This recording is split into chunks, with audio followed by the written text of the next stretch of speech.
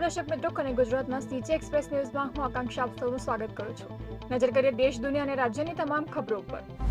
અમદાવાદના ઇતિહાસનું સૌથી મોટું ડિમોલિશન ચંડોળા ખાતે થઈ રહ્યું છે। આજે 30 એપ્રિલે બીજા દિવસે દાણી લીમડા તરફના ભાગથી શરૂઆત કરાઈ હતી। આ દરમિયાન કેટલાક લોકો જાતે જ મકાન ખાલી કરતા જોવા મળ્યા તો કેટલાક લોકોએ હોબાળો મચાવ્યો। હવામાન વિભાગે આજે રાજ્યમાં 4 જિલ્લામાં હીટવેવની આગાહી કરી છે। કચ્છ, સુરેન્દ્રનગર, મોરબીમાં યલો એલર્ટ, જ્યારે રાજકોટમાં ઓરેન્જ એલર્ટ આપવામાં આવ્યું છે। રાજકોટમાં આજે ગરમીનો પારો 45 ડિગ્રીએ પહોંચવાની શક્યતા વ્યક્ત કરવામાં આવી છે।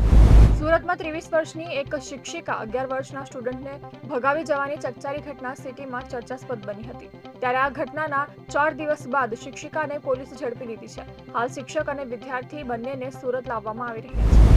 કોલકાતાના ફાલપટ્ટી માછીમાર વિસ્તારમાં મંગળવારે રાત્રે એક હોટલમાં લાગેલી આગમાં 14 લોકોના મોત થયા છે।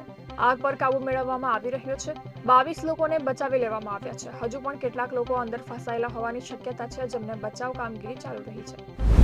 આંધ્રપ્રદેશના વિશાખાપટ્ટનમમાં મંગળવારે રાત્રે શ્રી વરાહલક્ષ્મી નરસિંહ સ્વામી મંદિરની દિવાલનો 20 ફૂટ લાંબો ભાગ ધરાશાયી થયો હતો। આ અકસ્માતમાં 8 લોકોના મોત થયા હતા અને 4 લોકો ઘાયલ થયા હતા। પહેલગામ આતંકી હુમલા બાદ કેન્દ્ર સરકારે પાકિસ્તાની નાગરિકોને ભારત છોડવાનો આદેશ જારી કર્યો હતો। 24 એપ્રિલથી 29 એપ્રિલના રોજ સાંજે 5 વાગ્યા સુધી 786 પાકિસ્તાનીઓ અટારી વાઘા બોર્ડર દ્વારા પાછા ફર્યા હતા।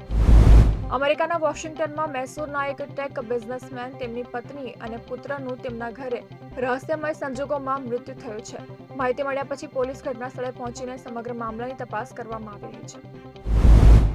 ચીનના લિયાઓનિંગ પ્રાંતમાં મુખ્ય શહેર લિયાઓનિંગની એક રેસ્ટોરન્ટમાં આજે અચાનક ભીષણ આગ ફેલાઈ જતા ઓછામાં ઓછા 22 લોકોના મૃત્યુ થયા છે, જ્યારે અનેક દેહદાહ થયા છે અને આગ લાગતા નાસભાગને લીધે કેટલાક લોકોને ઈજા પણ થઈ છે। શાહરૂખ ખાનને માર્વેલની એક સુપરહીરો ફિલ્મ ઓફર કરાઈ હોવાની અફવા બોલિવૂડમાં પ્રસરી છે। જો કે ટ્રેડ વર્તુળે આ વાત નકારી કાઢી છે। તેમના જણાવ્યા અનુસાર હાલની તારીખે આવી કોઈ હિલચાલ નથી। આઈપીએલ 2025ની 49મી મેચમાં ચેન્નઈ સુપર કિંગ્સનો સામનો પંજાબ કિંગ્સ સાથે થશે।